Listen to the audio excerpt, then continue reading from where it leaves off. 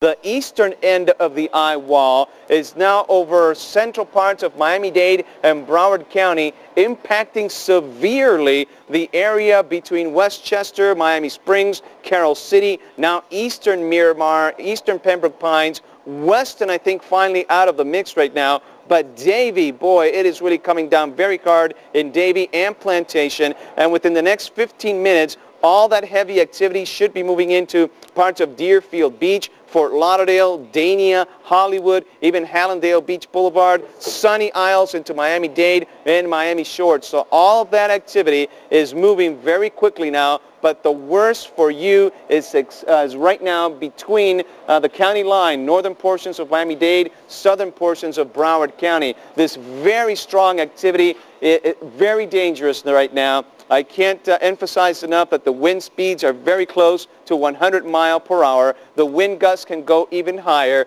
The area of strongest winds right now and heavy rainfall is mostly moving into Broward counties, getting over to I-95 right now.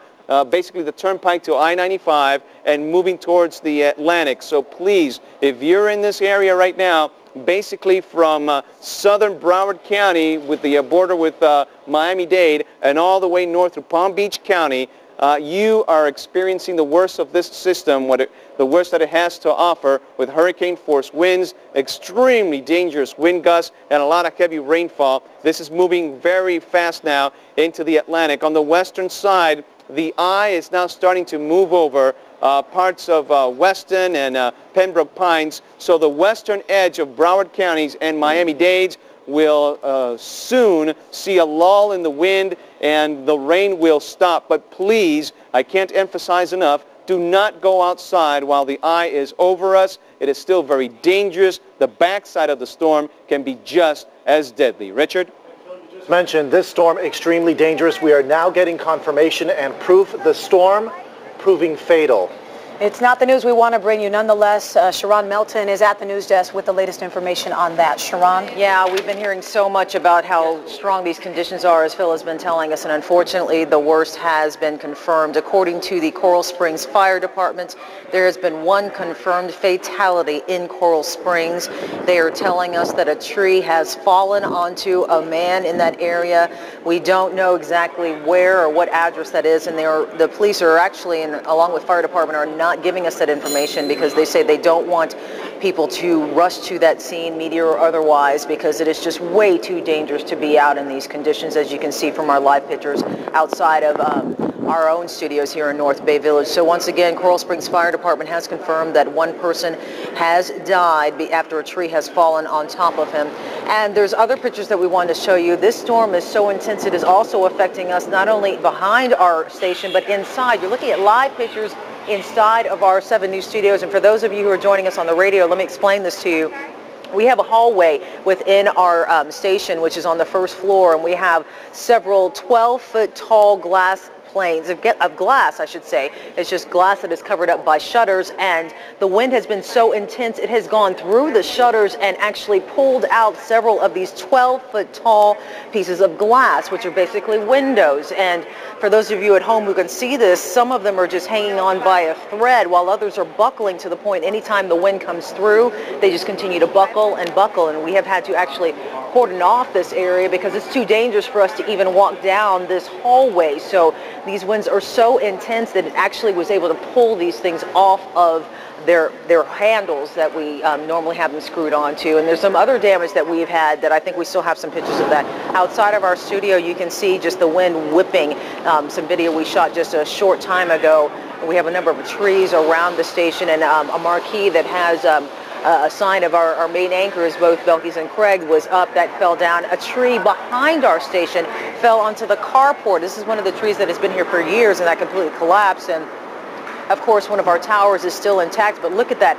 For those of you who do have power, you can see it swaying back and forth, and the wind is whipping so hard in our parking lot that you can see only a few cars, and then when it gets to the Bay Area, it's gone. And once again, those pictures again of those 12-foot planes of glass that we have, those windows that continue to just buckle, and we're just holding on and just praying that for the next couple of hours it won't get any worse. But with conditions like this, as Phil has been saying, it's the best thing for everyone, not only us here at the station, but for you guys at home listening and still watching, for those of you who have power.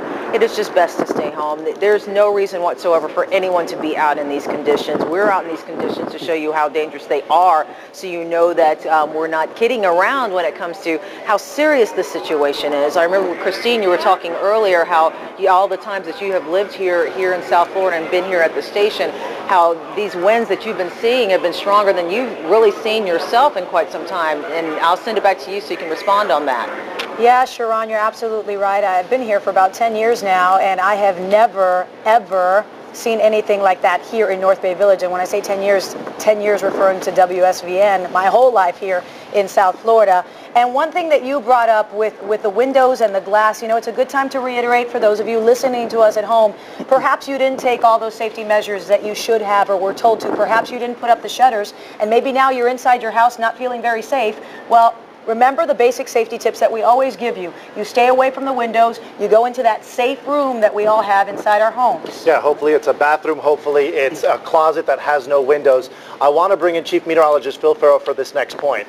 There are going to be certain areas where the eye is going to pass over. At that point, it's going to seem as if there's a lull, as if the storm has passed and as if everything is fine. Not the case, right, Phil? That is correct, and the eye will be coming over some portions of western Broward County here momentarily. But boy, family and friends that I have over western Broward County and Weston and Pembroke Pines, Miramar, and even going up through Margate right now, you are definitely going through the worst of this system, so make sure that you stay indoors. Try to stay together. You will have about another 45 minutes of this very intense weather. I do have some reports coming in right now. Broward, Weston, you guys have getting reports of up to 104 mile per hour wind gusts. In Opelika, 71 mile per hour wind gusts. 71 mile per hour sustained, 95 mile per hour wind gusts. At Fort Lauderdale International, 83 mile per hour winds, 92 at Miami International. Miramar now reporting 100 mile per hour wind gusts. And even at Key Biscayne at Fowey Rocks, wow, 101 mile per hour sustained winds going all the way up to 127 mile per hour wind gusts. This is by no means over, especially for Broward County. But Richard, you just mentioned the eye itself is right here. And for those of you who may have never been through a hurricane, once the eye goes over, there is actually no wind, no rain. It could be very deceiving, but everyone from the National Hurricane Center on down will tell you that is not the time to go outside, because then the backside of the storm will move in with just as heavy rains and stronger winds. The only difference will be the wind will be coming from the opposite direction. Right now, if the wind is coming from the south, southwest, once the eye passes, the wind will be whipping from the northeast. Meanwhile, in Miami-Dade County, still pretty ugly for you in parts of Miami Lakes, as that feeder band very close to the eye wall is starting to move through. You are also with very torrential downpours, strong winds. Doral reporting that some of the storm shutters aren't even holding up to the strong winds. And as far south as Kendall right now starting to dry out, but there's still plenty of rainfall east of Kendall, moving in through Coconut Grove, Coral Gables, Miami, Key Biscayne with some very strong winds and some very heavy rain. The beach has been seen very strong downpours as well from Miami Beach all the way in through Aventura. So if we can reiterate, as Richard was mentioning, once the eye moves over, please do not go outside, because conditions will worsen on the back end. Let's send it back to you, Richard. And Phil, the reason we're being so verbally descriptive is because so many people are without power and they're listening to us on the radio. 542,458 customers. That was at last check in both counties, from Florida Power and Light without power. What you're listening to right now, and hopefully you're getting us on one of our simulcasts. We have 4 of them, so if one of the stations goes weak, you could always tune into the other. Let me give them to you real quick. A 93.1 FM, you could listen to us on Party 93.1. 105.1 FM, which is Hot 105, 99 Jams, and also the Coast, which is 97.3 FM. For about an hour now, we have been simulcasting on all 4 of those radio stations. We are going to be here for you, and we are going to keep you up to date on the very latest information on Hurricane Wilma. And as we have been telling you all morning long, our home, North Bay Village, is getting hammered. Out back now to explain what is going on out there, our own Ralph Rayburn. Ralph? Good morning. Let me see. It's 8:35 in the morning, and we're right outside Channel 7 studios right now. What I'm showing on the camera is the WSVN signs at the front entrance there. One of them has been blown over. It's sideways right now, and the wind's very, very strong here in North Bay Village. Our plan was to go out and just drive around, and we had to quickly change that idea because the weather has gotten so bad out here. Right now I'm going to roll a window down just for a moment and show you the Hess gas station. This would be off of East Treasure Drive there and 79th Street. The signs, the big plexiglass signs, are blown out at the very top of that. In my driving, I was out for about an hour. I saw one other vehicle out there on the roadway, and obviously people have heeded the warnings of the media and of the National Hurricane Center, the mayor, and the other people to stay indoors and not venture out. And we'll bring the camera around back here through the cabin of our SUV here to the other side there. And again, our video is showing tremendously strong winds here, blowing, coming almost out of it looks to be about due south here. Let me clean the lens off just for a second. And again, there's the one of the Channel 7 towers there you can see, and you can just barely make out some of the vehicles there. But again, the wind's moving horizontal to the ground there, going due north right now, coming out of the south. And in my estimation, I would say the winds at this time and in the past 45 minutes or so in this area have been upwards of 90 miles an hour. That's pretty much what we have for you right now. You know, as unlucky as we feel looking at these pictures of the winds and the water, we're very lucky, according to what Phil just told you and I a short while ago, Richard, and that is because everything is pushing out into the water as opposed to it coming from the water into land. So that is certainly good news. Ralph, I'm just curious, before we let you go, you said you were driving around there for a bit. Did you see any damage other than what we've been showing on our air so far? Yeah, as a matter of fact, I just dropped a tape off at the station, a videotape. You know the entrance that when you come eastbound on the North Bay Village Kennedy Causeway, there's a statue of JFK. Well, that's no longer standing. The wind was so strong that it blew the bust of JFK. Is now lying in the westbound lanes of 79th Street. The big ceramic pots there, I would estimate they weigh about 250, 300 pounds, that dot the causeway as you come across. They're all blown into the street. Everything is now on the north side, which would be the westbound lanes of the street. The power is out all over. We saw some roof damage to the 7925 East Treasure Drive. A section of that roof was blown off and stuck up in some power lines. And it's just been a pretty incredible morning here. Ralph, please tell us that there's not a lot of people out on the streets. Police have been warning everyone to stay indoors and to just keep it tuned to the different news stations to give you the latest information. Are you seeing people wander out there while you've been driving out there? No, there has been not a soul outside. I saw one pickup truck that was coming eastbound on the causeway there, just as you pass the sushi bar there, the Thai food place.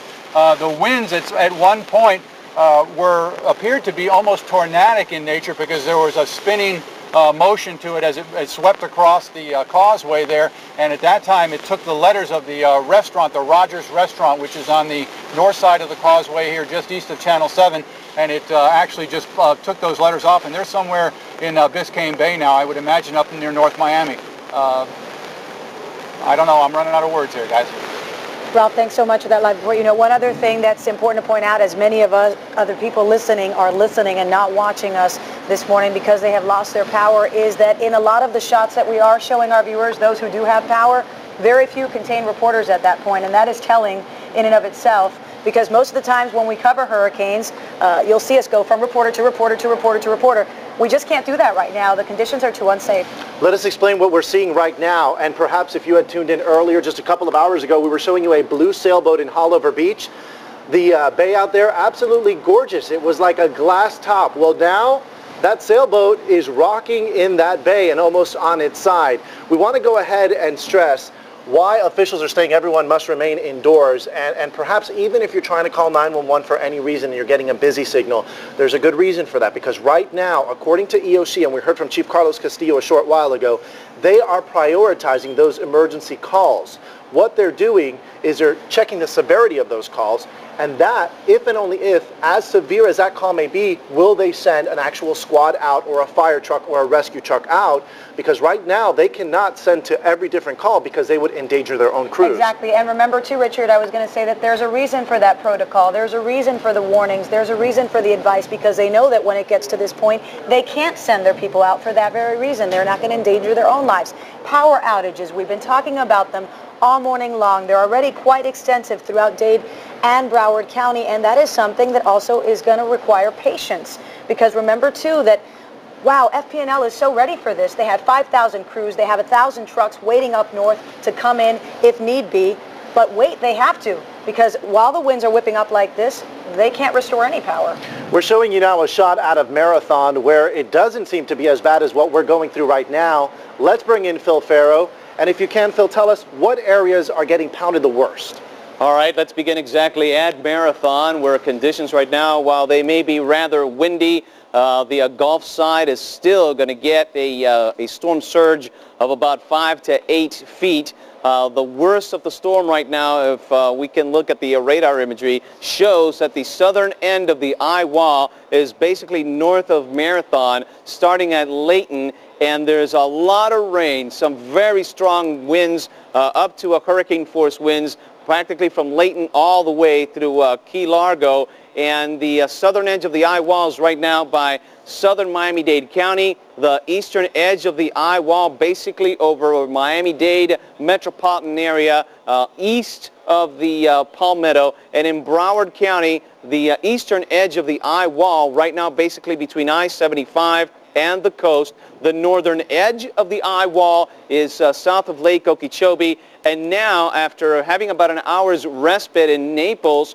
they are now getting the western edge of the eye wall. So this is one incredibly huge eye, well over 100 miles in diameter, making its way towards the east. The worst of the activity right now over Broward County from Pembroke Pines, basically going through Davie, Pompano Beach, and moving into Palm Beach counties. A closer view shows that we are getting hurricane force winds and torrential downpours through Davie, moving into Sunrise right now. Margate, Deerfield Beach is getting clocked right now.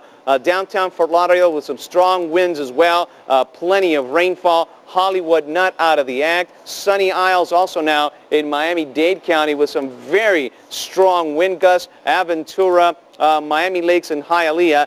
Doral now starting to see a break from the very heavy action that you saw earlier today. That's because the actual eye is just going to start moving across western edges of Miami-Dade, Kendall, Doral, Sweetwater, Hialeah, and Miami Lakes. Everything should start to wind down here in a few minutes for you. And when I mean wind down, I mean that you're going to go through the eye. There will be probably about a 45-minute respite of this very strong storm, and then the backside will come across. While we look at the beach area from Aventura through Miami Beach, all the way down to Key Biscayne, still very, very strong winds, a strong surf, and of course the torrential downpours that are moving across. It is not over yet for you in the lower, I should say in the upper Keys from Key Largo through Tavernier and Isla Morada. You're still getting some very strong storms moving across. Homestead now in the clear for the time being as far as rain is concerned. The same for Florida City. You are now already into the eye,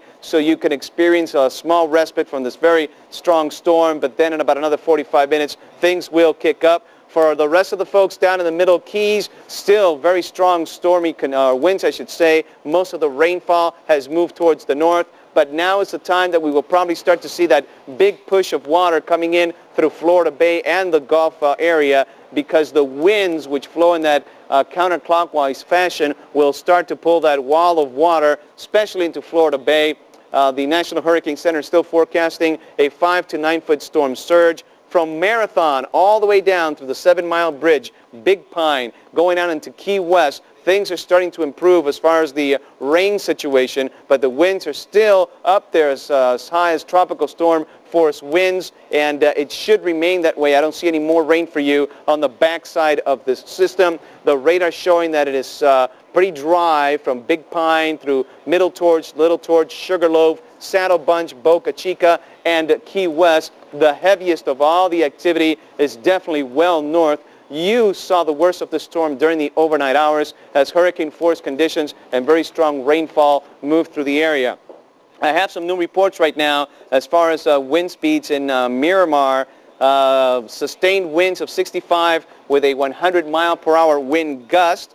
In Opelika, a 105-mile-per-hour wind gust, and sustained winds of 101 mile per hour with gusts of 116 at the Fowey Rocks reporting station. Okay, this is a good view right now on the radar of the backside of the system. The western edge of the eye wall will start to impact Naples and Fort Myers. For you in the Keys, no more rainfall. The back end of the system is very dry right now, but the winds are still whipping across, and it'll probably be I would say maybe early afternoon by the time everything clears out in the Keys, and conditions will improve dramatically. But for the rest of the area, I think it'll probably be maybe 3 or 4, maybe a little later before everything starts to get better in Miami-Dade and Broward counties. Now, these are some of the wind speeds that are being clocked right now.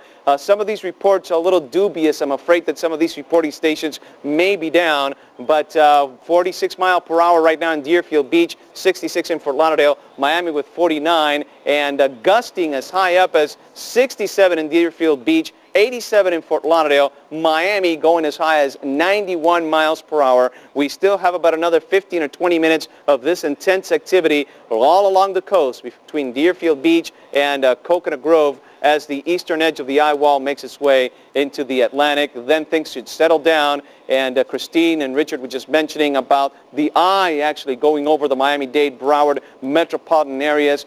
Things are going to calm down, and you're going to get a little antsy. You're going to want to try to see what conditions your property is in. This is not the time to do it. Please, there are electrical cables that are down. You may not see them. There may be some ponding of water. This is not the time to go outside and see and make an assessment of your property. Let's wait. Please, let's wait until finally everything has moved offshore and we get the all clear from the authorities for you to go out and make an assessment of your situation. Let's send it back to the desk right now. Phil, that's a great point, and I want you to reiterate that, if you could, to our viewers, to our listeners, because it is so tempting, as you say. They will see that brief break in the weather. They will think it's okay to go out to survey the damage, as you said, for safety's sake. Obviously, not the wise thing to do. That is correct. The eye is huge. It is a huge eye. It's about 100 miles wide. So we will get, I believe, about a 45-minute break from this very, very awful situation. I know that we're all getting, stir crazy inside the house. We hear this wind whipping. We hear these loud noises. Everything will get rather quiet, eerily quiet, I may add. But again, this is not the time to go outside, at least until the system has gone offshore. All right, Phil, and you know what? It's incredible because we even heard one of the officials from EOC say that Hurricane Andrew was a southwest and South Dade problem hurricane, where this hurricane has really touched upon all different areas of South Florida, right, Phil? That is correct, and I did have some information here about Broward County. This is the strongest hurricane that Broward County has seen since Hurricane King impacted the area about 20 years ago, and I'm going to look up that information, but it is impressive to think that we haven't had anything this strong in Broward County for many years. So this is very new for a lot of people. And speaking of Broward County, our own Carmel Cafaro is in Sunrise to talk to us about the conditions out there. Good morning, Carmel. Good morning, Richard and Phil and Christine. It is a wet and ugly morning out here in West Broward County. Right now, we are kind of hunkered down, to coin a phrase, right outside of the Sawgrass Mills Mall. We're hoping that the worst of this will pass us and we'll at least get a break. But we have been out in this. We have not seen a lot of structural damage in terms of homes and businesses. Although most of the time the wind and the rain has been so intense, very difficult to see more than a few feet in front of you. But along Sunrise Boulevard, for example, parts of it out west here are totally impassable. There are trees down everywhere. There are pieces of trees and big limbs flying in the air. The power, of course, has been out in this area since about, say 6:15 this morning, and the transformers lit up the pre-dawn sky with that eerie green glow that you see. There are power poles along Sunrise Boulevard literally snapped in half. So the situation out here is very ugly. We went by a Davie mobile home park and a little while ago, and it was some of the homes there were starting to come apart, and there were pieces of mobile homes flying in the air, and of course that's hugely dangerous. Even though there was the evacuation order, obviously quite a few people decided to stay in their mobile homes and ride this out. We only saw a couple of the homes that were starting to go, but of course what happens is when one starts to fall apart, then it starts to hit other homes and then they start to go. So the area that we are in right now is, if you're not familiar with the area, the Sawgrass Mall sits on Sunrise Boulevard, very far west. I mean, just there's a 2-hour west, there are just a couple of Ford, I think there's a couple of automobile dealerships, and I-75, and then the Everglades. So as this is coming across from west to east, we are getting it. And of course, this area has been lucky for decades. With Broward, we've really escaped problems in the past, but we are taking definitely a hit this time around. And we are hoping that when the weathers permit, we will be able to, we're here with our live truck, and we will be sending back pictures for you. Carmel, there are so many new people who have moved to the area in Broward and in Dade, but let's keep the focus in Broward. And you know what, Carmel? Christine and I were talking about this. Perhaps none of the residents have seen this, and the last time they did experience anything like this was similar to Andrew. Is that what you would compare it to? Well, not for up here, because in Andrew, they did not, here in Broward County, did not get that much bad weather. If you'll recall, after Andrew, you could come to Broward County because you could get supplies up here. When everything down in Dade, of course, we didn't have electric and we didn't have water. I have moved up to Broward. I live in Broward now, but I've moved up here since then, and I've been here for several years. And of course, as these hurricanes have come in, like everybody else, we have put up our shutters and prepared, and then we've never really gotten much of anything more than maybe a little blow, but certainly nothing to compare with what we've gotten here so far this morning. And I think a lot of people who have not been in a hurricane before will not easily forget this morning. All right, 7's Carmel Cafaro live via the telephone there in Sunrise as we show you some more damage and some more conditions out there. For those of you who can't see us, let's go ahead and tell you what you're seeing. A lot of downed trees. We're seeing a lot of damage. What you're seeing right now is as we bring it closer to home here in North Bay Village, as you come over the bridge, you see these houseboats. Those houseboats taking an incredible beating. Ralph Rayburn is there to explain what we're looking at and what he's seeing. And again, Ralph, we're trying to be as descriptive as possible for those listening and not able to see at this point because they've lost power. Absolutely. We are on the westbound leg of the North Bay Village Causeway as it actually leaves North Bay Village. And we're showing pictures right now of one of many houseboats here that have survived up until this point, every storm that has come through South Florida, and I hesitate to venture that that is not going to be the case here. We're going to swing the camera around and show you one particular houseboat here in our viewfinder, and what we're looking at is a 2-story houseboat. The second story of that houseboat is now leaning over to the right side as the wind continues to push it, and it looks like it's a near collapse. And adjacent to that one, even though the winds and rain are so strong here, I don't know if you guys can make this out, but there are 2 houseboats that have now sunk. They are swamped. I don't know if you can make out the roof line of that one right there in the center, but again, very, very strong winds have moved through this area and continue to whip through this area.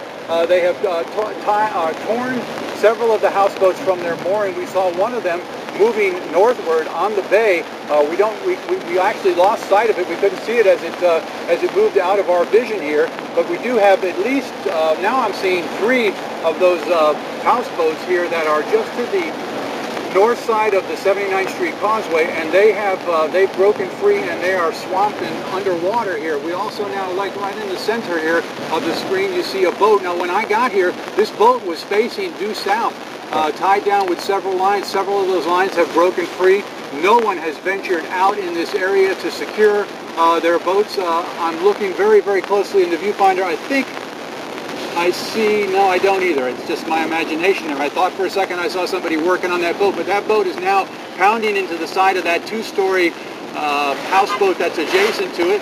And this is just an incredible scene out here as the winds just continue to pound this area. Very, very high surf. We'll bring the camera back over to this side and see, you can see that this houseboat now, the north side of that houseboat is starting to take on water. They did shutter it, but most of the windows there have been blown out by these excessive winds here.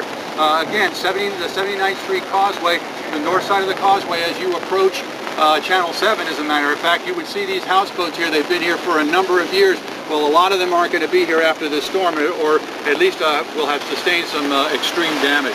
Yeah, and Ralph, many of those homes are the primary residence for those folks. There's also sailboats out there that many people live on. How are those sailboats faring? I don't know, again, what you can see, but we're going to tell our viewers at home we're looking at the tattered remnants of what was a sail here, or at least the cover on a sail, just barely visible again through the heavy rains there.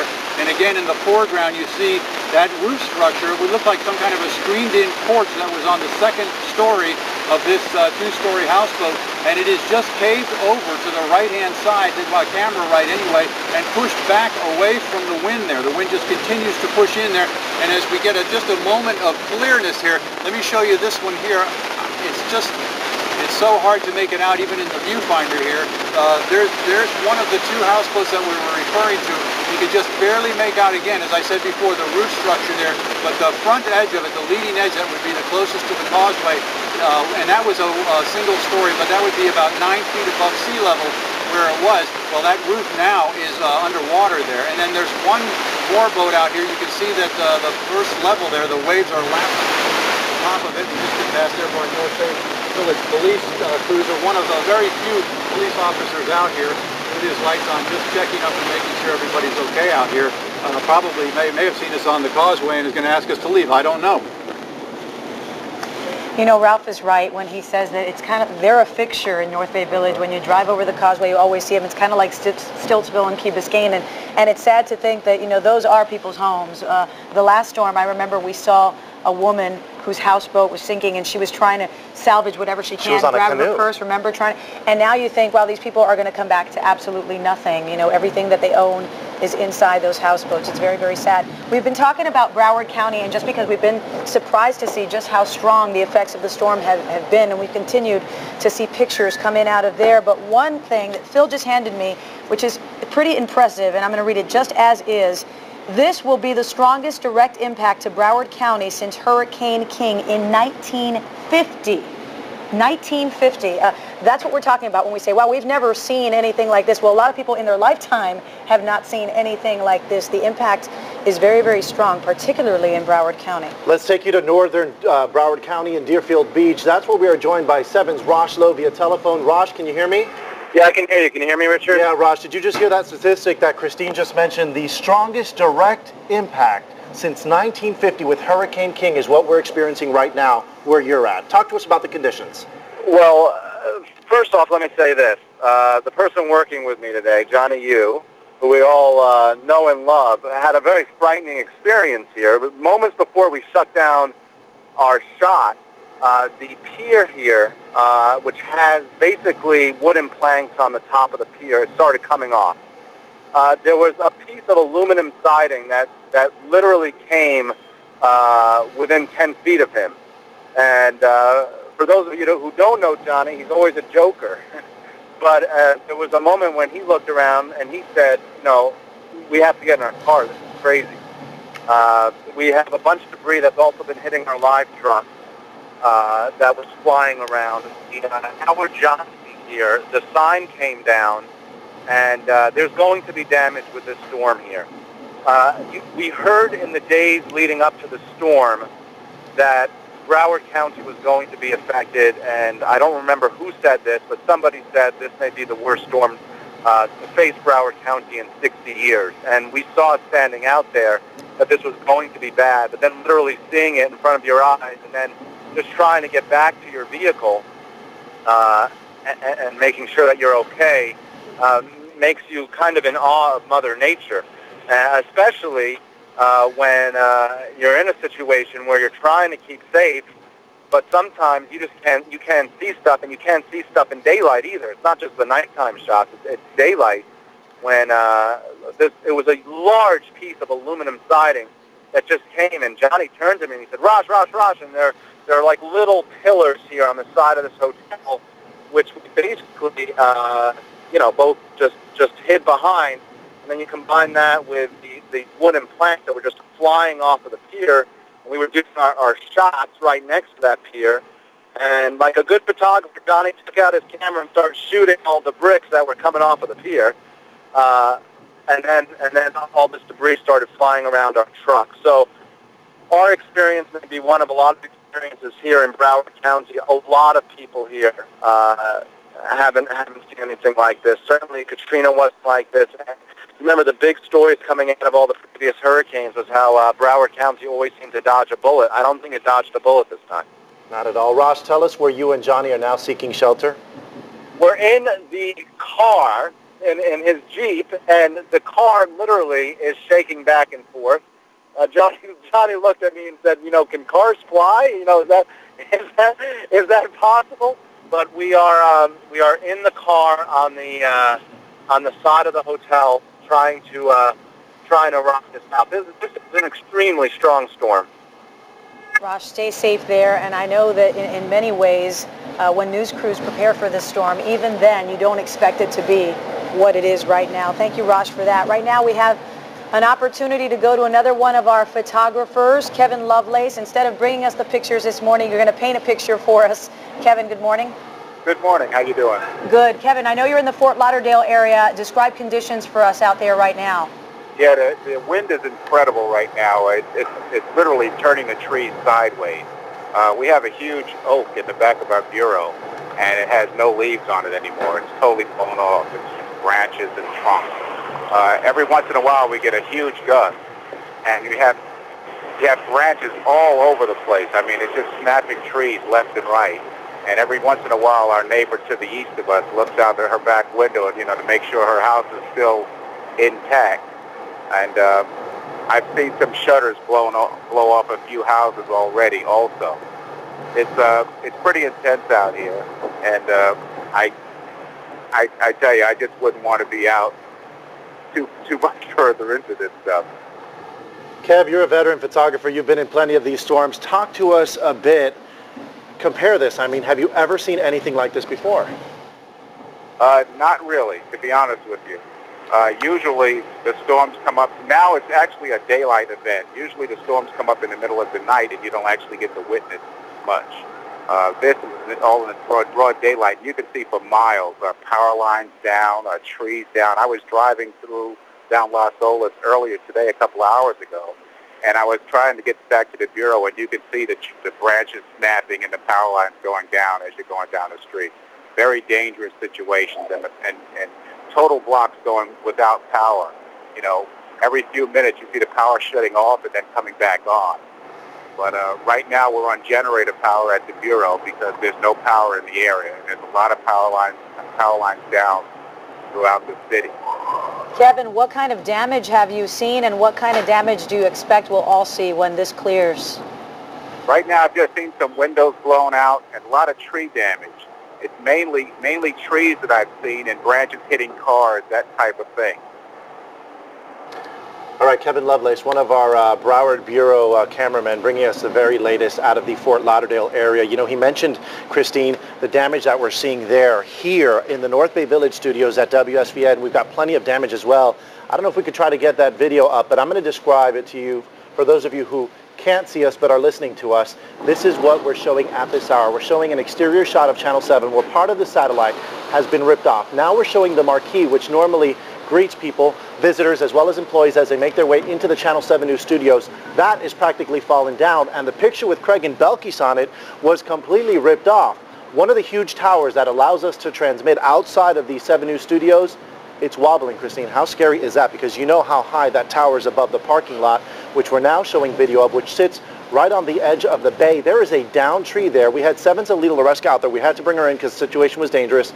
Here is the hallway this perhaps the most severe picture. Christine, I'll let you describe this one. Yeah, well, for those of you obviously who aren't watching and are only listening, what we can describe to you is that we do have this hallway that leads into our sales department that is basically lined with windows, and there were shutters. What's amazing is that when we initially got the story from Sharon Melton, she described, you know, obviously we had shutters up on the building. The winds were so strong that they ripped through those shutters, ripped off the windows, and you could see some of the windows buckled, some of them are dangling there. They've had to cordon off that area. We're not allowed to enter that area, and there's actually water that has seeped into the building. So when we were saying earlier, wow, Richard, I know I've never been through this before here. We were right. I mean, damage like this here. We've never had it. Never before. And you know, we're so descriptive with it because we want to remind you that there are 542,458, that was at the last count, folks, about an hour ago, of FP&L customers without power in Dade and in Broward County. For that reason, we want to go ahead and reiterate the 4 different radio stations that we're simulcasting on. So if any reason we happen to become weak on one of those signals, you could go ahead and tune into the other ones. Real quick, let me go ahead and give you the rundown. Party 93.1 is the first one, Hot 105, 99 Jams, and also 97.3 FM, The Coast. Keep it tuned to any of those stations. We're going to try to give you the best information. We'll try to be as descriptive as possible, but most importantly, we're trying to give you the best information to keep you safe. And folks, I know you can't see the pictures, but the pictures that we are seeing show a lot of those street lights dangling. They're already down. They're going to be out. Remember how important it is when all of this clears and you're out and about, because you will be looking around, driving around. Please, folks, remember to treat those intersections as 4-way stops. We always say this, and we always have to reiterate just how dangerous that can be when you're out and about and you just storm past those. I mean, remember, a lot of the injuries, a lot of the fatalities that come with these storms come after the fact, after they've come and gone because of just basic safety precautions that we do not take. And this storm has already proven fatal in Coral Springs. The police department there saying that one person has died as a result of a tree falling on that victim. They're not giving more information, not giving specifics as to how this victim was or the identity of this victim. I want to go ahead and bring in Phil Farrow. And as our chief meteorologist, you could best describe and tell us, we are in the thick of things right now. How long can we expect this relentless rain and the persisting winds? Well, that's a very good question, and I have those answers here for you. To begin with the very latest advisory that has come in from the National Hurricane Center, latitude 26.3 north, 80.7 west. This places now the center of Hurricane Wilma about 45 miles southwest of Palm Beach, Florida, and it's moving towards the northeast at around 25. Maximum sustained winds are still 110 miles per hour with higher gusts. Wilma remains as a Category 2 system, and wind speeds can be 1 category stronger, by the way, in high-rise buildings. So as this system continues to move towards the northeast, towards the coast, for you folks living in high-rises, any about 10th, 12th, 13th floor up, if the surface winds are 110, you can have at least 115, 120 mile per hour winds, sustained winds in the high-rise buildings. We do have right now some more information coming across. We got that, though, at Wilma, centered over the southern Florida peninsula right by Palm Beach. Now, the eastern portion of the eye wall will be moving over Broward counties at least through 10 a.m. So we have one more hour for all our friends in Broward County to be going through this nightmare right now of these hurricane-force winds and torrential rainfall. The southern edge of the eye wall will produce damaging gusts as well over northern Miami-Dade County. The large eye will contain weak winds. Once the eye actually comes across, it will contain weak winds and very little rain, but that is not the time to go outside and try to assess the situation until finally the system has gone into the Atlantic, and the threat of tornadoes still remains very, very high. So please stay tuned on radio or TV if you still have power for the very latest. Here are some reports of wind speeds at Everglades National Park, 112 mile per hour. In Boynton Beach and Palm Beach, wind gusts of 80 to 90 miles per hour. In Miramar, now bringing in a wind gust of 105, and these wind gusts are all over Miami-Dade County as well. The radar is showing that this huge eye, which extends right now practically from Homestead, the southern end of the eye wall extends from Homestead and Florida City all the way north through at least Lake Okeechobee. The eastern end of the eye wall right now is basically over the metropolitan areas of Broward and northern Miami-Dade County.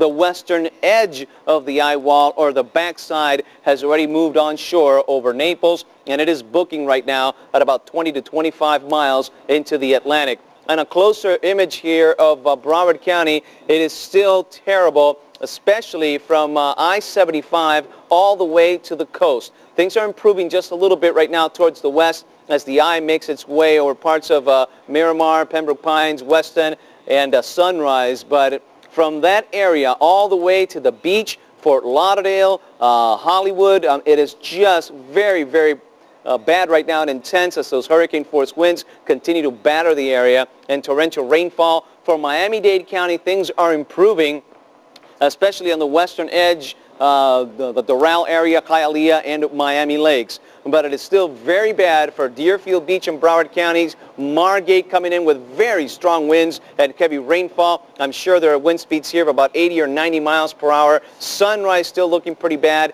Davie with some very strong gusts and some torrential rainfall. This is all continuing to move towards the northeast, so it'll be at least another 35 to 40 minutes by the time it is all said and done.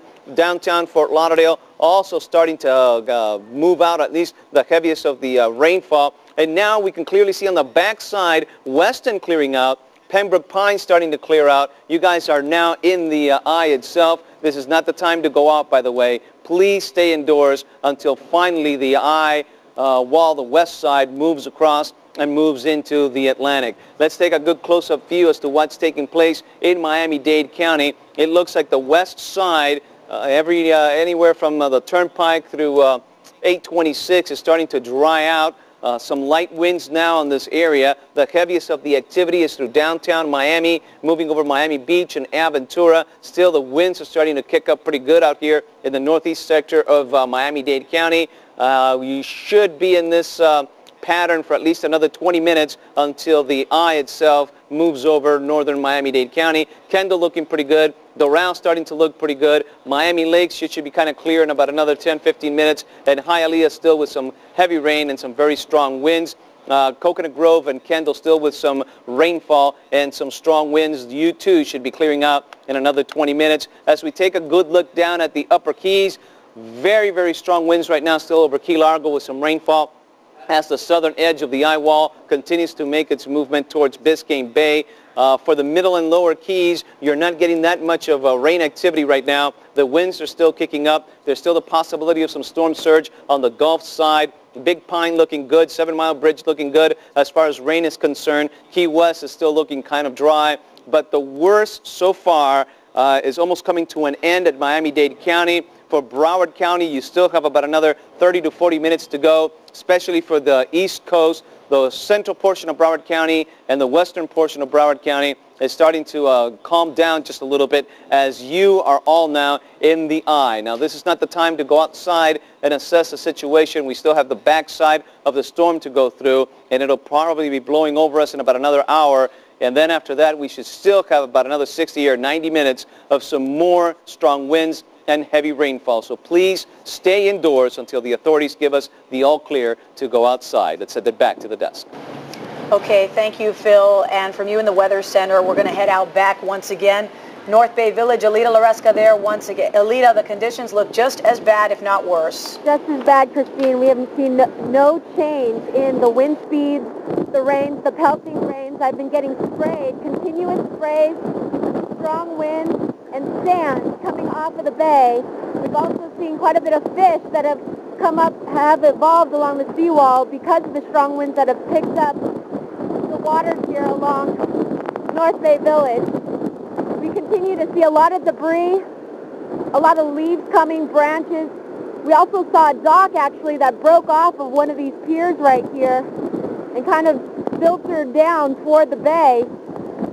The good news is we don't see anyone trying to come out of their apartments or their homes here, trying to scope things out. But the wind has been continuing.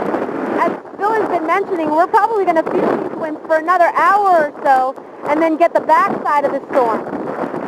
For those of you that may not be hearing the winds right now from your house, you want to stay indoors, not the time to be outdoors or be out around trying to see what's going on with your property. Alita, what's incredible, in the last 2 hours that we've been checking in with you, since the conditions have gotten worse, obviously you've been out there much longer, but in the last 2 hours... All right, you know what? Okay, we're going to go ahead and break away, and Alita and that crew are heading back inside the station at this hour because it's getting a little dangerous out there. The winds are really picking up. What you're looking at right now is Hollover Beach, where we've been showing you a sailboat all morning long. Originally, it was sitting on a glass of water at one point. Right now, it is on its side. It's pretty much rocking on its side. It is held on to some of those moorings out there, but definitely take a beating. Look at the sail, Christine. Wow. It's being ripped off. So.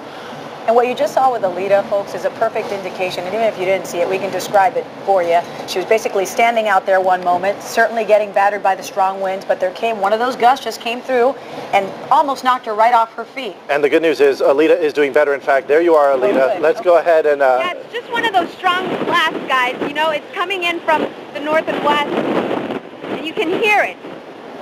You guys hear it from from inside the studio. And it just feels so much, you hear it more amplified now that you're taking this live shot. But it's cutting through the trees. You can see the waters from the bay spilling onto the seawall here and along the concrete. Take a look at all the rocks. All of these rocks were by this planter, by all those trees. All right, Alita, you know what? We're going to let you get inside to safety. It just doesn't look right now like that you're in a safe situation. We have an opportunity now. On the phone with us is Broward County Sheriff Ken Jenny. Are you there? Yes, I am. How are you? Good morning. How are you? It's nice to talk to you. It's certainly not good news what we're hearing so far from Broward County. Just a short while ago, we learned that this hurricane, Hurricane Wilma, will have the most direct impact that Broward County has seen since 1950 with Hurricane King. So it's a serious situation out there. What are you encountering so far on the streets? Well, first of all, I was glad the advice you gave to your reporter to get them off the street. That's the one message that we want to give to everybody is, obviously stay off the street. We've had a house collapse in Pembroke Park. Our fire rescue went out. They brought them into the firehouse in Pembroke Park. We're seeing a lot of damage on the streets. The courthouse has received some damage. Many windows have been blown out. At least one courtroom has been swamped. So we're going through a very, very difficult time. But I think we're prepared for the response. Once we can get back out there, we're doing damage assessments. Will be the first thing that we're going to do. But it is, as you say, it's going to be the worst hit that we've had in over a half a century.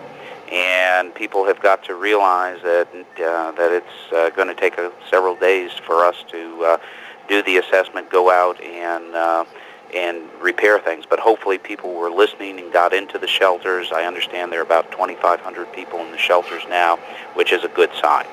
Sheriff Jenny, can you talk to us a bit? We know in Miami-Dade County, police have pulled back their cruisers just to keep them safe, sending them out only on a case-by-case basis. Have you done the same with your deputies? Yes, we've done it for the deputies and fire rescue. The winds are just too great right now to respond to anything because it would be an endangerment to the deputy or to the firefighter paramedic, and we will respond if there is, on a case-by-case basis.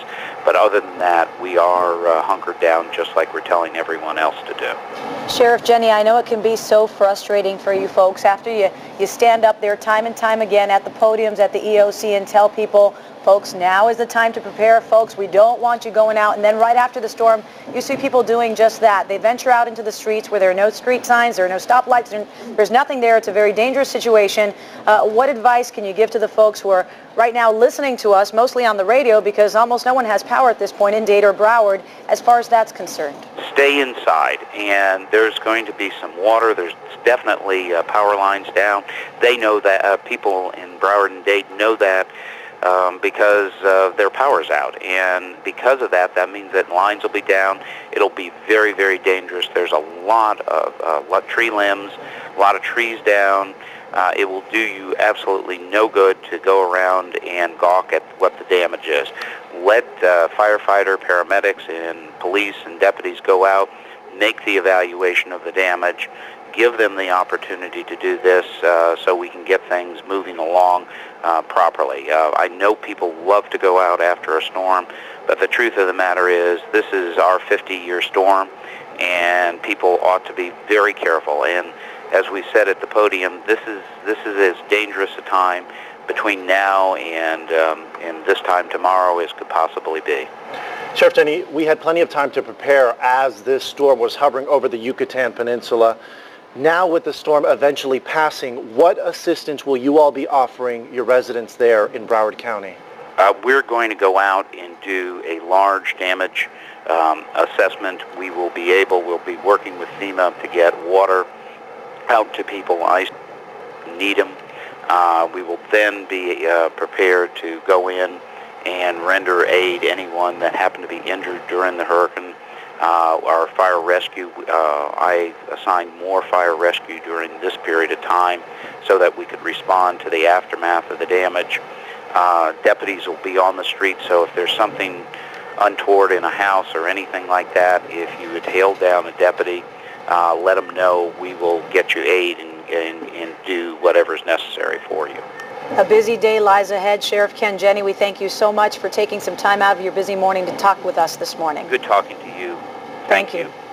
Let's go ahead and bring in Chief Meteorologist Phil Farrell. You've got some more information, and also if you could describe what we're experiencing here in North Bay Village. We just heard some loud banging above the WSVN studios. That is correct. We're still getting some of those very strong winds from the eastern side of the eye wall as it starts to exit into the Atlantic. And shortly those winds should start to die down as basically most of Miami-Dade and Broward counties will be within the eye itself. We should see the winds start to die down, very little in the way of rainfall. A lot of you will be tempted to go outside and try to assess the situation, to take a look at your property, see what kind of damage there is, but please, this is not the time to do it, because in about another 45, 60 minutes or so, we are going to get the back end of the storm where we're just going to get either as strong or stronger winds and more rainfall in store. The infrared satellite imagery clearly showing some more dark banding around the left bank here of the eye, and that's just full of moisture, and it is all that rain that will be coming towards South Florida, or at least through the metropolitan area of Miami-Dade and Broward County very shortly. Our radar imagery is showing that this is one huge eye. We've been tracking it all morning long since it made landfall over southwest Florida. And I understand right now that we do have our Chief Deputy Director, Ed Rappaport from the Hurricane Center. Ed, we are clearly seeing that most of the eye is now trying to, or has made its way over Miami-Dade and Broward counties. We are warning folks not to go outside. What can we expect on the backside of the system? It'll be a little different for the Miami-Dade versus Broward County in that it looks like most of the eye is going to move across to the north of the Miami-Dade county line, and that's where this line is here for those who can see it. So what that means is we're going to have a south wind that's veering around to a west wind for Miami-Dade County. The folks in Broward County, and particularly Palm Beach County, will have that eye period or quiet period during the eye, and then the rapid switch to more of a west to northwest wind.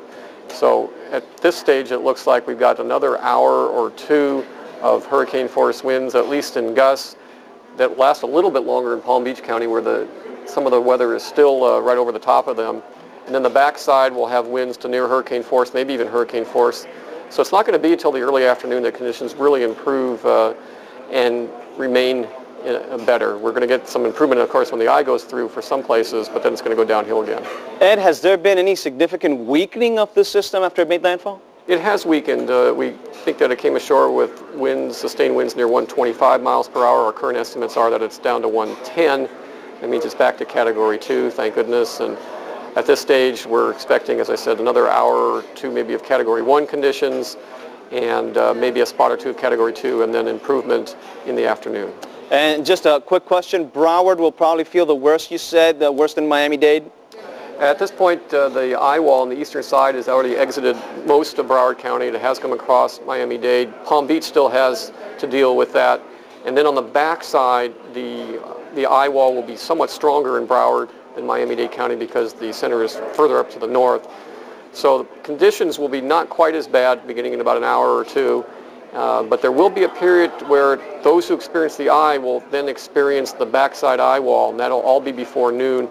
In the afternoon, things will begin to improve. All right, thank you very much, Ed Rappaport, Deputy Director for the National Hurricane Center, letting us know that once the eye goes through, it is still going to be a very long morning here and early afternoon for our residents and viewers, especially in Broward County, as the backside of the system will make its way over Broward into parts of Palm Beach County. There is also going to be plenty of rainfall and strong winds for Miami-Dade, maybe not as intense or as powerful as what Broward County will be experiencing, but they can be just as deadly and disastrous. So right now, as the eye continues to make its way over Miami-Dade and Broward into Palm Beach County, this is not the time to try to go outside and assess the situation. We still have some very strong winds hanging out around the coast from Deerfield Beach all the way down to Homestead. We can clearly see that the back end of the eye is just basically over the Everglades. So there's about an hour or so here of rest time by the time we get the torrential rain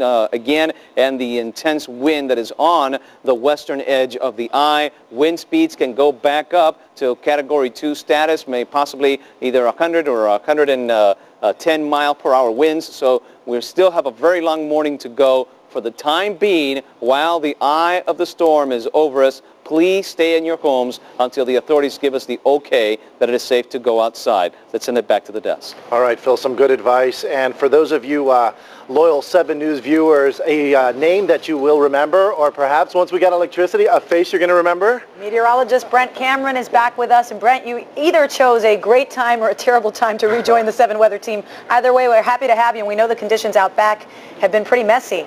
Sure have, Belkis. Thanks a lot. You know, starting a new job, this is what I call getting my feet wet on a new job. Of course, I was here a couple years ago. I was here for 4 years, so it's good to be back. But these conditions could be a lot better, as you all know. And I want to point out a couple things. What we're dealing with here in the back of the studios. I want to point out, too, there's a bit of a safety shelter around us, so we're in okay shape, and winds are a little bit less intense as where they were maybe an hour ago. But still, we have a lot of trees that have been just bent over like pretzels at times, and now we've here at the back of the station have lost some of our trees that have just been snapped due to the tremendous force of these hurricane force winds that have been with us, and they continue to really whip around out here. Still primarily out of a south and southwest direction, not having any point really or having any problem standing upright at this point, but I have to tell you about an hour ago, that was a real issue. Just being able to walk upright, to walk around, to get here to the station, a real challenge. A real concern too, flying debris with these very strong winds. Right now not seeing a whole lot of stuff floating around, but I will tell you, just in getting here, the roads on the 79th Street Causeway really littered with all kinds of debris. Had to dodge some wooden planks at times. Just some real treacherous conditions, and that's why, as Phil Farrow mentioned just a little while ago, you're better off just staying indoors, waiting this out. We haven't seen much of a break before the backside of this actual storm system, so we're just kind of being as patient as possible out here right now. Let's point out one more thing. Biscayne Bay, still very choppy and rough. Be able to see this later, but right now still having a bit of a problem as the surge comes over, and it looks like this is not going to be over for several hours as we deal with the effects of Wilma. You know, those winds really started cranking after midnight, and Wilma coming in like a freight train, really not able to really give up a whole lot of the ghost just yet. Reporting live from the back of the Channel 7 studios, meteorologist Brent Cameron, back to you inside. All right, Brent, thanks so much. And for those of you who are familiar with this area, I'd say just west of where WSVN is, there's another small island, and that's what you're looking at right there. Plenty of construction going on. In fact, this is the 360 building. We understand it is under construction, and that the top part, the roof, has actually collapsed. It has been under construction for about 1.5 years now, and we're now getting word that the top part, one of the top floors under construction, has collapsed. Obviously, one more reason, we keep giving you reasons as to why you should stay indoors, because if that has collapsed, there's obviously fallen debris in that area, and the last thing you need is for that to become a projectile. You also see very large cranes. For those of you who are listening to us on the simulcast, what we're showing is a tall building under construction. The top roof has come down, or at least a portion of it. That's because the conditions out here in North Bay Village are really deteriorating. Hurricane Wilma has been unique in many ways, but one of the ways that I think has really just stood out for me has been the fact that really the meteorologists at the National Hurricane Center couldn't have scripted it more perfectly. I mean, they have called every single turn, every single move, every single change that this storm would make perfectly to the T. And what happened with this storm this morning, just after 6 o'clock, it did make landfall, as predicted, very close to Naples, south of Naples, about 22 miles south to be exact, in Cape Romano. And after that, wow, things really went downhill for us. And that's because obviously after the storm makes landfall inland, that's when you start to feel the effects. Speaking of pinpointing, you know, the meteorologist, even Phil Farrow had mentioned it, that it was going to happen. It was going to strike our area at about 7:30, 8 o'clock, and on the money. It was on schedule. Really, it's like we had an itinerary for it, if you will. At about 7:30, 8 o'clock, just as Chief Meteorologist Phil Farrow had said, it hit this area. And what I want to go ahead and do now is bring in Phil. How long can we expect this to linger? I mean, we're hearing what, about another hour of this relentless rain? Well, for Miami-Dade and Broward counties, it will ease up here in the next 15 to 20 minutes, especially for Broward County. Miami-Dade, already conditions are starting to get a little more favorable, except for southern Miami-Dade counties over Homestead and Florida City, where the southern edge of the eye wall is going through. And then we should have about an hour or so of relative calm as the eye itself makes its way over Miami-Dade, Broward, into Palm Beach counties. And then after that, we will get the back end, the western flank of the eye, and we could get just as strong winds, if not stronger, and some more rainfall. The only difference will be is that instead of the winds coming in out of the south or southwest, they're going to be coming out of the north, northwest. So please be very careful. This is not the time to go outside and try to make an assessment of any property damage. Let's wait till after the system has gone by and the authorities can give us the all clear. You never know what you can find out there. There could be some down power cables. There could be some sharp objects that could hurt you. So please, right now, let's wait another couple of hours. If there is some damage, it will be damaged no matter what after the storm goes through, so let's wait. I do have some reports that have come in.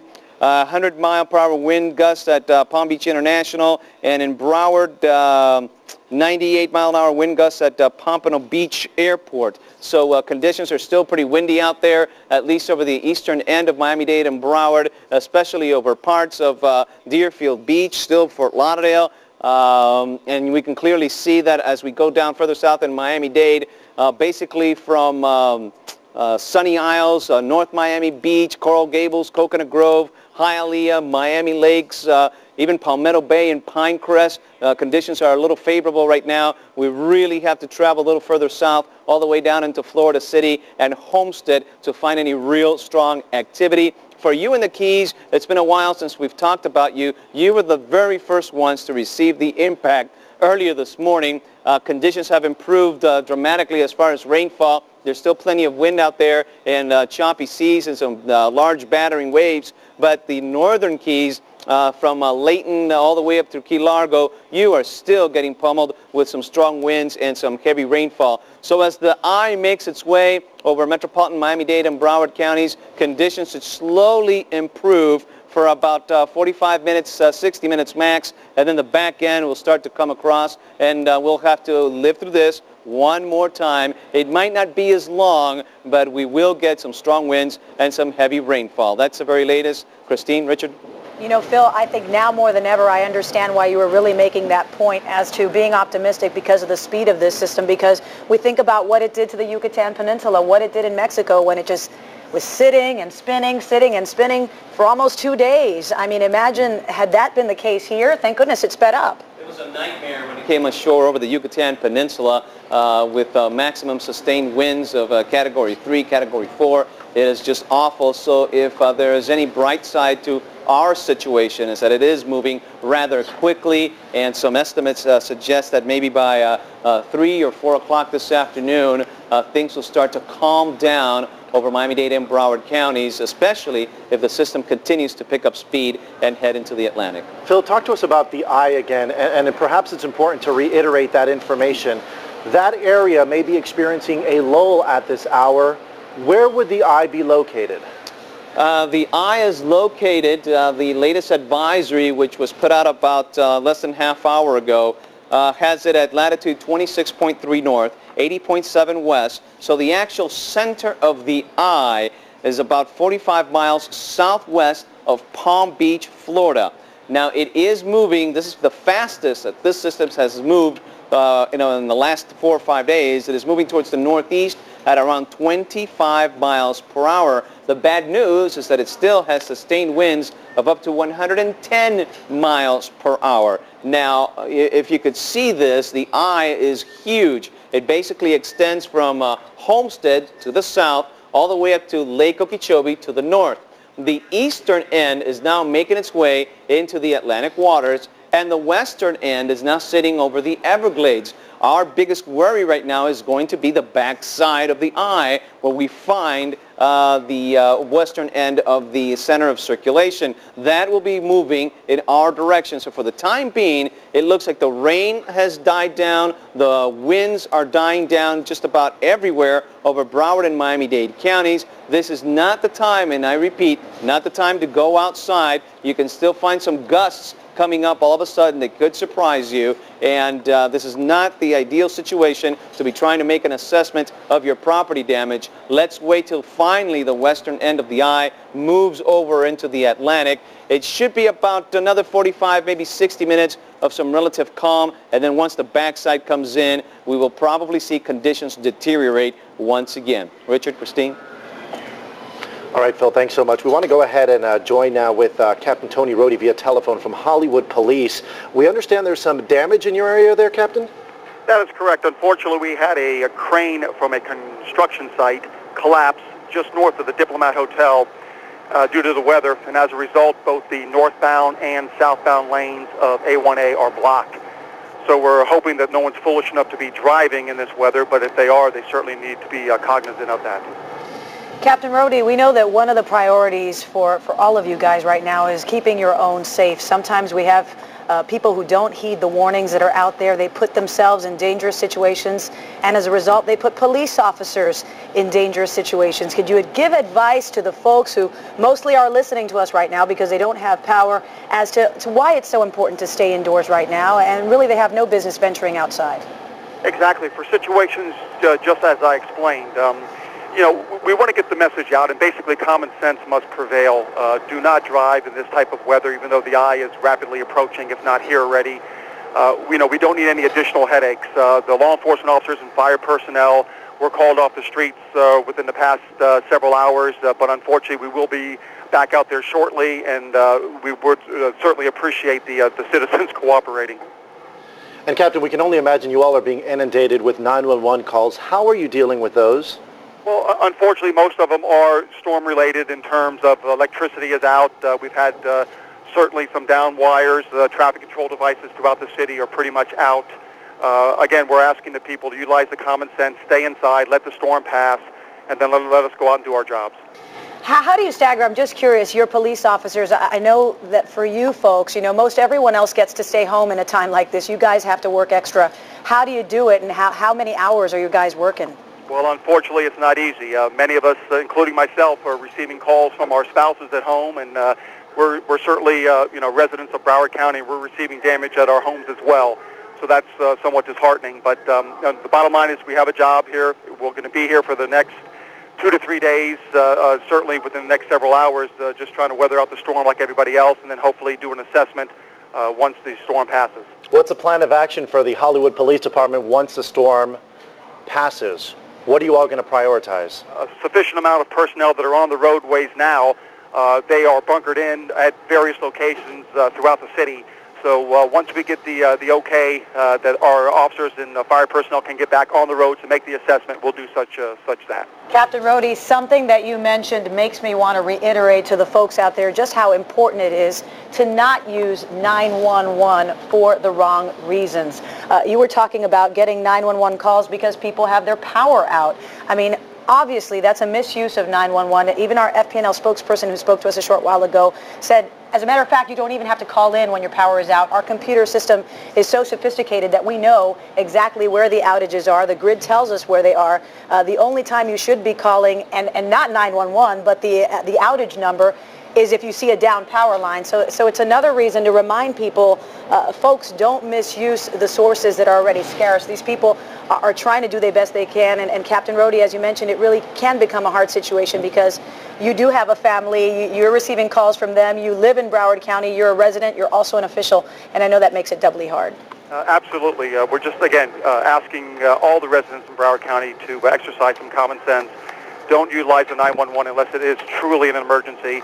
And unfortunately, we're going to have several of those, I'm sure, throughout the next several hours. Captain, yesterday we heard from Sheriff Ken Jenny, who spoke about looting and said, in any case, it will not be tolerated. They will use whatever means they have to make sure that that does not occur on the streets of Broward County. Are you concerned about that in Hollywood? Well, as a law enforcement officer, we're all certainly concerned of that. And I would echo the sheriff's words to say just that. We have zero tolerance.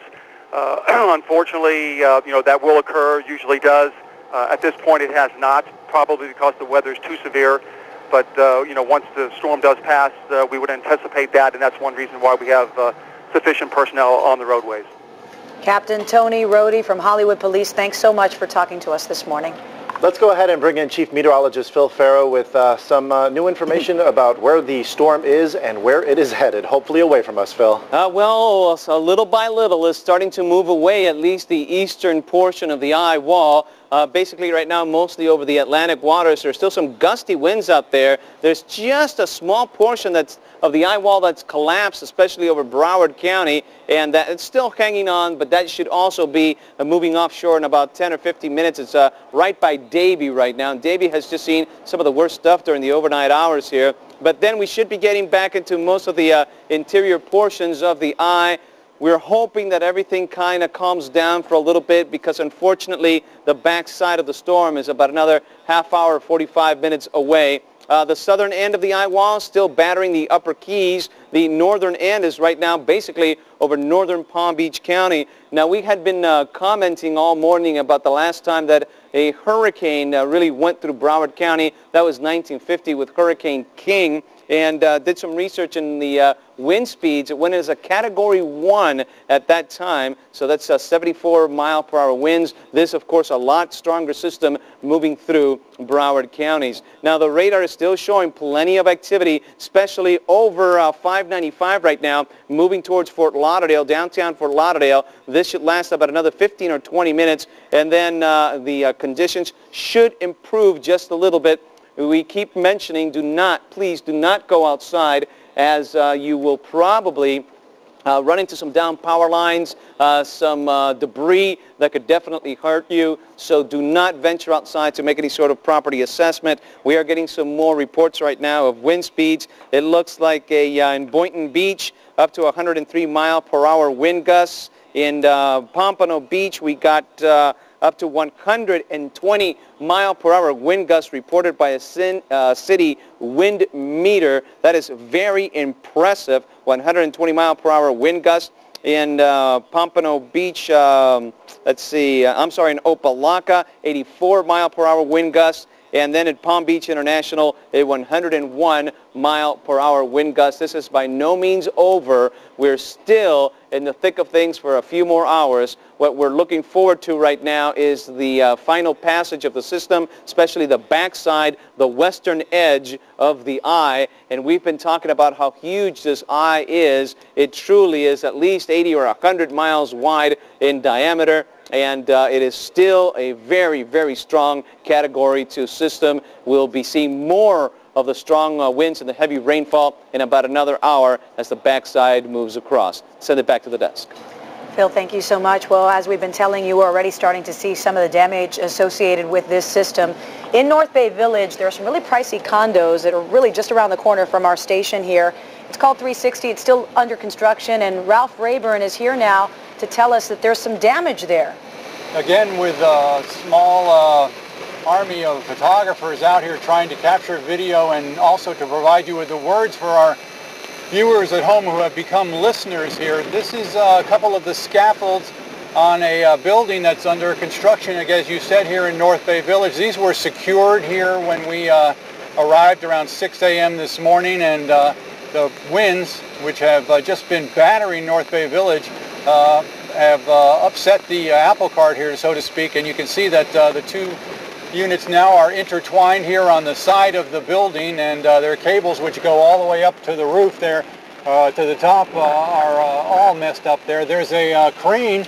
We heard reports out of Hollywood of a construction crane that was having some difficulties there and blew down. This one here appears to be secure now. Now we are on the bridge. We're on the east bridge, and we're looking back towards the west here. You can see that if anybody who works or drives or lives in this area knows, this roadway is down to one lane, but unfortunately that is not the case at all now, because the guard arms, which are to the rear of the SUV here, are broken and in the down position. There was a fire rescue vehicle that we saw a little earlier trying to get by to go over to the beach. It was running with lights and sirens, and they had to make a U-turn there. That was Rescue 27, which is out of North Bay Village, and we lost touch with them. We were trying to figure out, or trying to determine if they were responding to a call or not.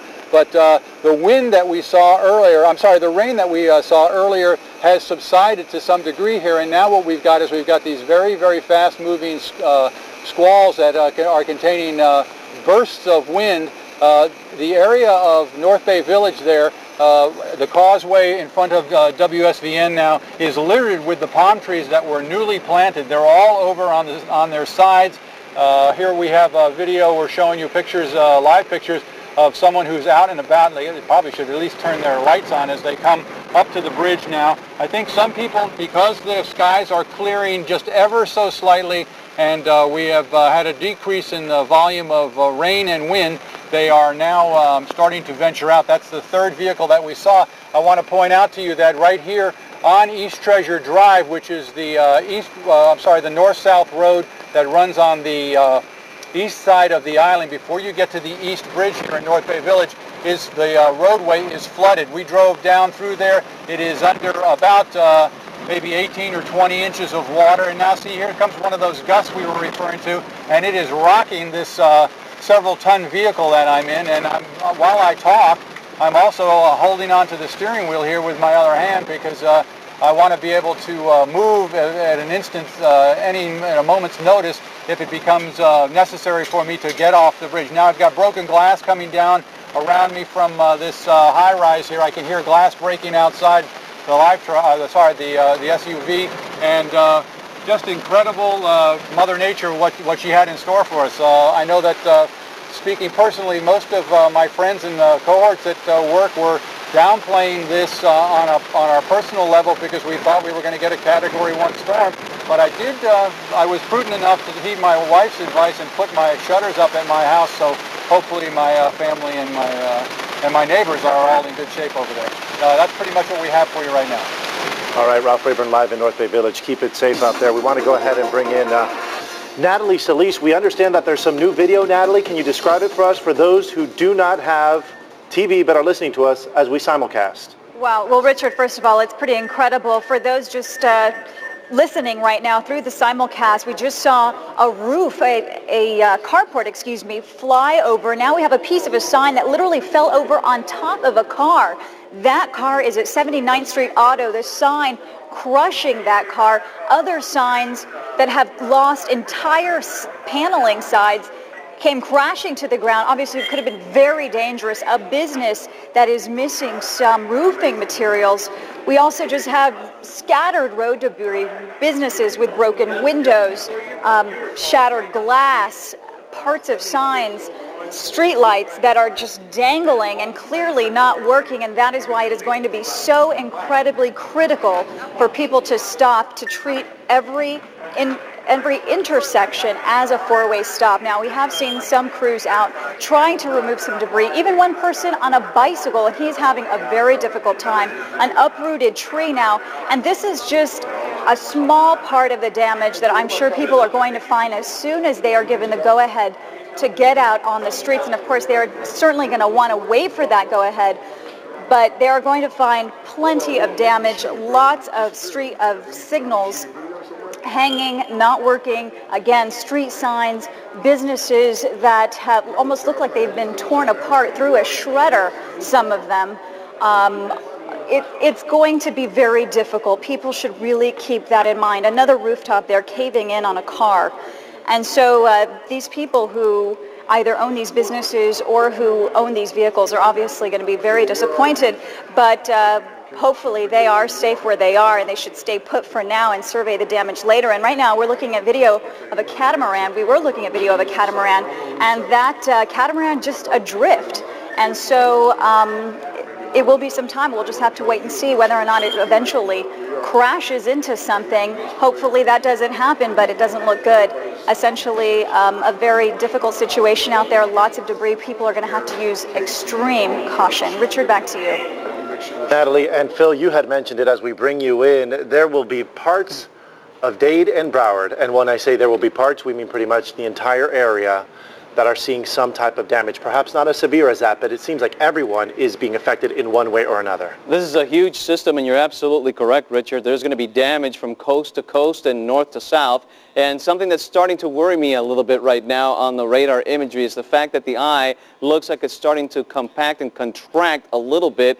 It appears that the actual southern end of the eye wall now is starting to reform, but very far north. It looks like it's centered right now almost right by Pembroke Pines. So the southern end of the eye wall right now is by Pembroke Pines, and the northern end north of Palm Beach County. So just about from the county line, the Broward Miami-Dade county line, all the way south, we will probably not get any respite from this system as it starts to exit into the Atlantic. There may not be that much rainfall, but the wind speeds will stay up there, at least hurricane force winds throughout the entire morning. It appears that the eye wall, it is reforming, restructuring just north now of Miami-Dade. So that's the southern end right now of the eye. The eastern end is still just hugging the Broward coast from Deerfield Beach all the way on down,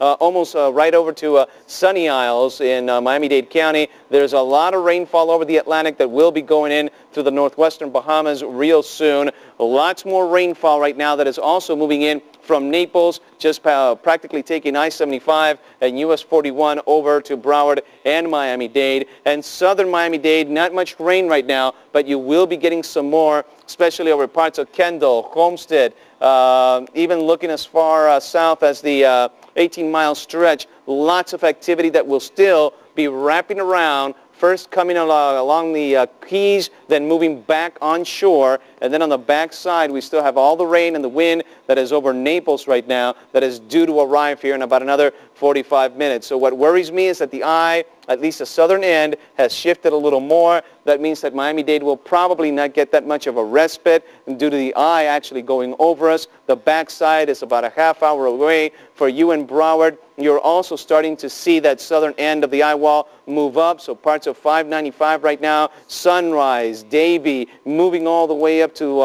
Fort Lauderdale, even Pompano Beach, getting plenty of rainfall and strong winds. That's what's concerning me right now. I'll keep an eye on it throughout the morning. If it gets any worse, we'll definitely let you know. Let me actually try to see if I can advance the radar imagery to take a real close-up view of what's happening in Broward right now. The eastern end of the eye wall still causing some shower activity by the coast, but it's starting to move offshore. There's still plenty of rainfall, however. And over by Margate, we did see a strong strong squall just move there about 5 or 10 minutes ago. That activity has finally moved towards Palm Beach County. It is still pretty dry, but the winds have not let up. There's a lot of activity that's moving in from the south. In Miami-Dade County, it looks like the strongest of the rainfall has now finally moved offshore, but the winds have not let up. We're still getting some gusty conditions, especially by parts of Key Biscayne, Miami Beach, Miami, even Doral. Hialeah still getting rocked with some wind gusts that are coming around with some intensity. And further south, as we look over at the Homestead area, Florida City, you're still getting plenty of rain. I think that Key Largo will probably see a relief from all the heavy rainfall in about another 45 minutes or so as the most of the rainfall starts to move into the Atlantic. There is still the threat of some possible flooding and storm surge coming in out of the Gulf of Mexico into Florida Bay. I would expect that most of that will probably be happening between Isla Morada and Key Largo on the Gulf side. The rest of the middle and lower Keys, we really haven't been talking too much about you in the last couple of hours because conditions have improved dramatically since you first felt the initial impacts of the storm. Layton looking pretty good right now as far as rain. Marathon pretty dry. The 7 Mile Bridge also without any rainfall. Big Pine Key and Key West looking pretty good at the moment, but the winds are still kicking up. I wouldn't be surprised if you still get some tropical storm force winds within the next few hours. Key Largo still showing plenty of heavy rainfall. Squally weather moving across. The surge still a big possibility for Florida Bay. So we will keep tracking this system and see when it finally starts to head away and move into the Atlantic. That's the very latest. Let's send it back now to the desk. All right, Phil, thank you. Well, we know that Wilma, of course, is our 8th hurricane in just 15 months. For that reason, we've been saying that so many people have been hurricane fatigued, hurricane weary. But my goodness, watching the pictures that we've been looking at today, watching the loop, hearing the descriptions that we've been hearing from our reporters, we sure hope that people did, if not heed the evacuation orders, at least prepare their homes, because this has been one to reckon with. Not only that, Christine, but all the weather experts have been saying this is going to be one dangerous storm. They have been warning us from the very beginning, and it has proven fatal, at least in a Coral Springs neighborhood. We understand that a man was found dead under a tree in his yard. We can also tell you that in Broward County, there's a couple of buildings that have lost some of their sidings, that there is some damage to be reported at the Broward County Courthouse, mostly broken windows. But at one of the structures that went down in Pembroke Park, 3 people had to be transported to a nearby fire station. And here's an interesting point. We were talking about just how dangerous these storms can be, Christine. Yesterday in Palm Beach County, a spokesperson says that a 12-year-old girl suffered some kind of skull fracture. Yeah, she was helping her mom put up shutters for a neighbor. Right. And she's in critical condition as a result of that. And that was way ahead of the storm, Richard. So, it goes to show you that the storms are dangerous at every stage, even in the prep stage. We've been talking about Broward County and this being the most direct hit that Broward County has gotten since 1950, meaning that a lot of people in their lifetime have not seen pictures like this, have not seen damage like this, because you know what? We don't know yet. We don't know what's going to be left behind, but we can tell you that the winds have been so strong, the rain has been so strong, and we're talking about Broward County. How about right here in our own backyard, North Bay Village? Talk about damage. Right around the corner, we've been talking about this condo complex. It's still under construction, 360, and Ralph Rayburn had been there earlier and told us that some of the scaffolding came loose there.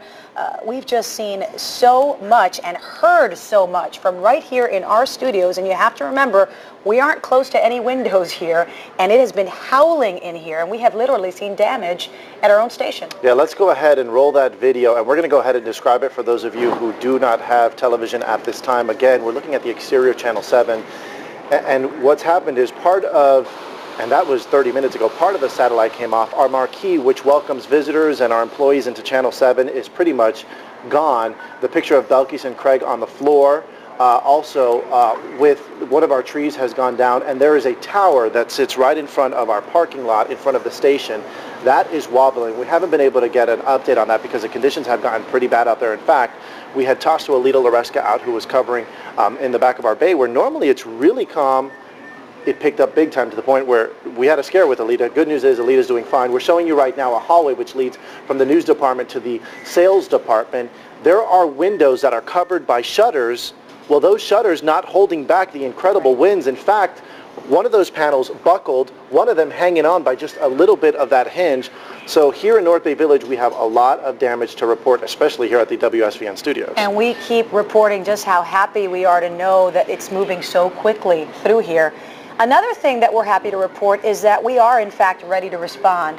There will be no delay here. I mean, we've seen the trucks since yesterday filled with the supplies, with the ice, and we knew as of yesterday that Governor Jeb Bush had already phoned his brother and said, listen, there are 14 counties here. Ahead of this storm, I'm going to need you to make a declaration here of an emergency situation. So at least in that respect, we are ready. We know FEMA is ready. They're standing by. And my goodness, I think we really are going to need some of the relief efforts out here. Absolutely, and as you will remember with Hurricane Katrina in the Gulf Coast states, you know, they received a lot of heat because of the slow response after Hurricane Katrina.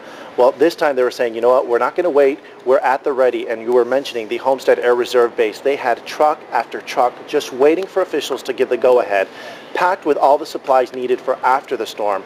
And you know what, Christine, speaking after the storm, we mentioned, you know, the injuries that have been sustained already, and with that one girl in Palm Beach County before, really now is what we need to keep an eye on, because those statistics could rise with those electrical wires, those live wires, so dangerous. That's why even after the storm, we want to urge you to keep it indoors if you can, just to stay on the safe side. And that's why it's so important to reiterate, you know, even when it looks calm, and Phil has been saying that too all morning long, even when you're in the eye of the storm, that may last a good 45 minutes or so. Folks, that doesn't mean it's over.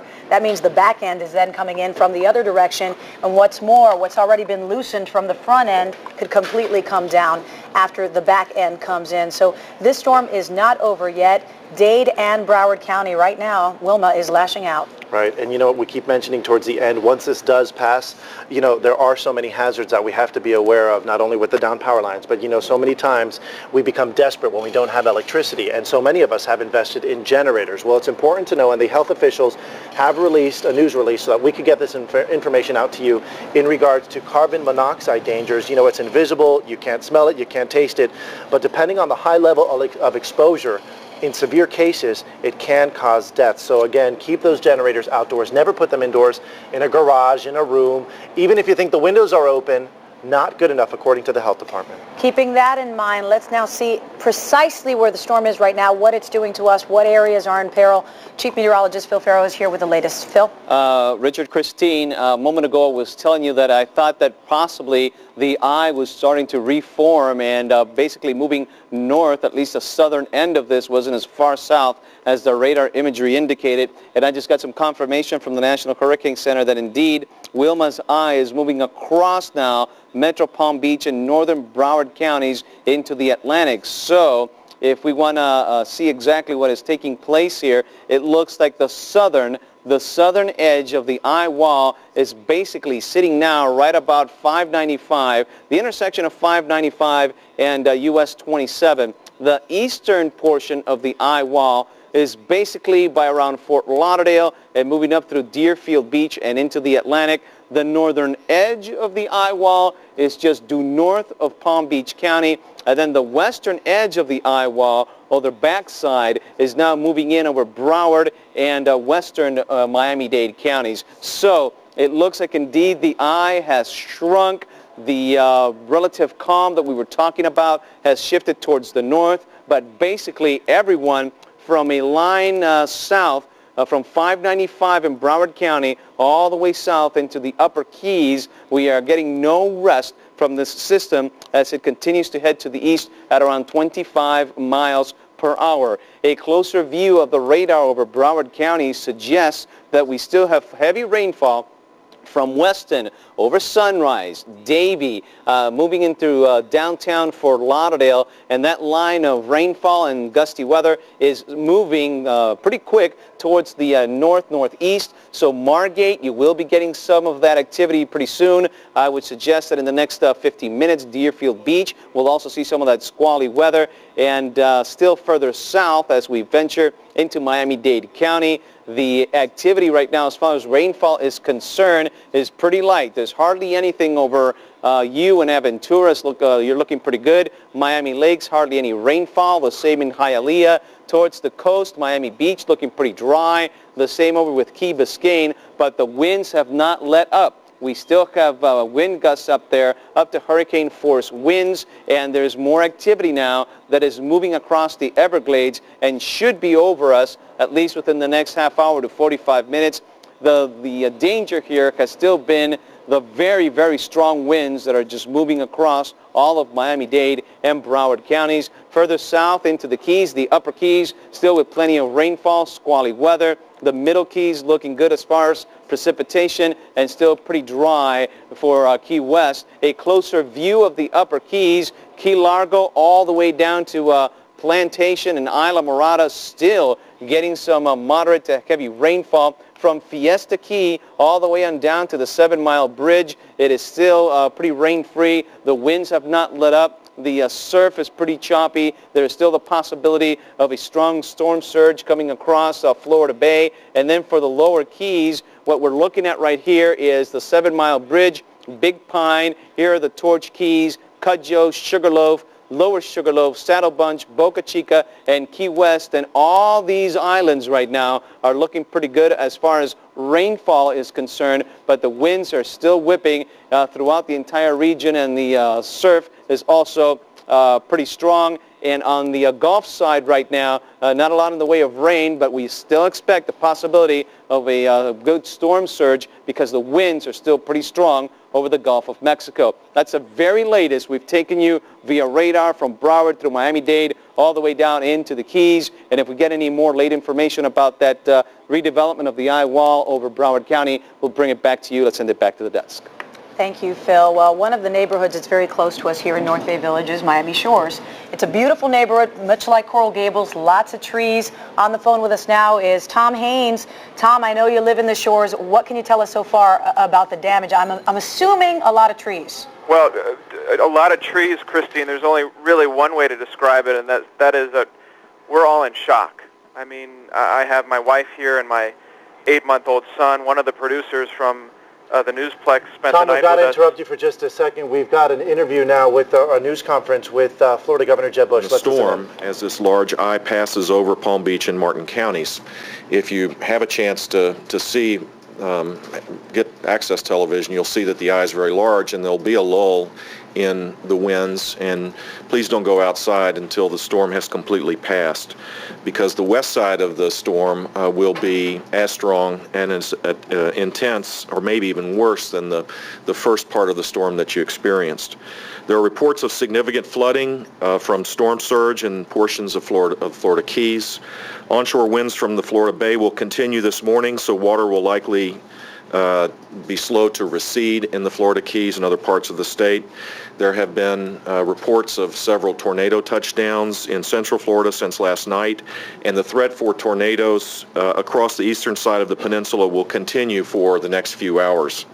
A tornado watch continues until 11 a.m. for most of the peninsula, and a flood warning continues through 11 a.m. for most of east central Florida and the Treasure Coast. Residents in South Florida and the Keys should continue sheltering in place and remain inside. We cannot say it enough. It is more dangerous after a storm than it is during the storm. If you look at the deaths that have taken place with the multitude of storms that have hit our state, the day after the storm or the day of the storm, after the storm is passed, is when many people tragically lose their lives. Please stay off the roads. There are a couple of reasons for that. It's dangerous, number one. And number two, individuals on the roads impede the ability of law enforcement officials to quickly respond to emergencies. As the storm passes, our number one priority is saving lives and restoring security. The Florida National Guard is on the move. More than 3,000 soldiers and airmen have been mobilized, and another 3,000 are on alert. Over the past 2 hours, a team of special operations from the Fish and Wildlife Commission began their reconnaissance, and lead elements of the search and rescue and law enforcement units in Tampa are also deployed. Treasurer Gallagher will talk more about that. Our second priority is meeting the immediate needs for all of our residents. Counties have predetermined locations